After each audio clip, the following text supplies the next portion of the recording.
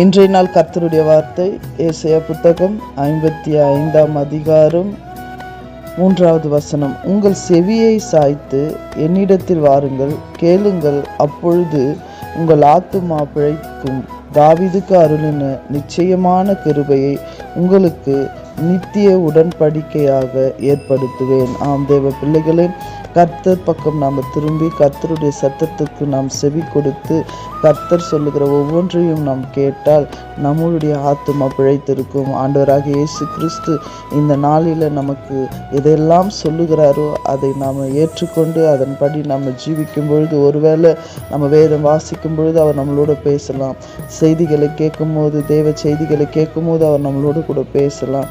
நம்ம ஜெபிக்கும் போது அவர் நம்மளோடு கூட பேசலாம். நம்ம அவரை ஆராதிக்கும் பொழுது, துதிக்கும் பொழுது அவர் நம்மளோடு கூட பேசலாம். அது எல்லாவற்றையும் நம்ம ஆத்மாவில் எடுத்துக்கொண்டு நாம் ஜீவிக்கும் பொழுது ஒவ்வொரு நாளும் கர்த்தருடைய கிருபை நம்மளோடு கூட நிலைத்திருக்கும். இன்றைய நாளுக்கான கர்த்தருடைய கிருபையும் சமாதானமும் சந்தோஷமும் உங்களோடு கூட நிலைத்திருக்க நான் வாழ்த்துகிறேன். God bless you.